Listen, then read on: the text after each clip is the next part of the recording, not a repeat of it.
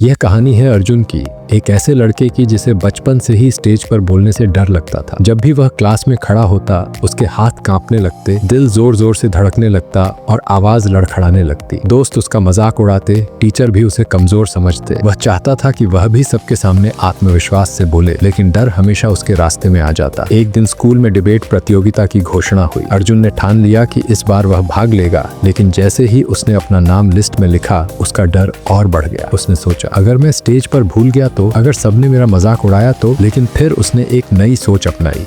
डर से भागने के बजाय उसे समझना होगा। उसने अपने डर को गहराई से सोचा और खुद से पूछा, आखिर मुझे डर क्यों लगता है? जवाब साफ था, उसे असफल होने और लोगों के तानों से डर लगता था। लेकिन तभी उसे एहसास हुआ कि जब तक वह डरता रहेगा तब तक वह आगे नहीं बढ़ सकता। अर्जुन ने एक योजना बनाई। हर रोज वह आईने के सामने खड़ा होकर अपनी स्पीच प्रैक्टिस करने लगा। धीरे धीरे उसने अपने दोस्तों और परिवार के सामने बोलने की आदत डाली। हर बार जब उसे डर लगता वह खुद से कहता, डर सिर्फ एक एहसास है, मैं इसे अपनी ताकत बना सकता हूँ। प्रतियोगिता का दिन आया। अर्जुन स्टेज पर गया। उसके हाथ अभी भी कांप रहे थे, लेकिन इस बार उसने अपने डर को कमजोरी नहीं बनने दिया। उसने गहरी सांस ली और सोचा, अगर मैं डर से हार गया तो मैं कभी आगे नहीं बढ़ पाऊंगा। उसने अपने डर को जोश में बदला और पूरी ताकत से अपनी स्पीच दी। नतीजा, अर्जुन प्रतियोगिता जीत गया। लेकिन जीत से भी बड़ी बात यह थी कि उसने खुद को साबित किया कि डर सिर्फ एक भ्रम है जिसे हराया जा सकता है। इस कहानी से हमें यह सीख मिलती है कि डर कमजोरी नहीं बल्कि आगे बढ़ने का एक संकेत है। जब भी आपको किसी चीज से डर लगे, उससे भागने के बजाय उसे समझें, उसे अपनाएं और धीरे धीरे उसे अपनी ताकत बनाएं। अगर अर्जुन अपने डर को ताकत में बदल सकता है तो आप भी कर सकते हैं। याद रखें, डर आपको रोकने नहीं बल्कि आपको मजबूत बनाने के लिए आया है।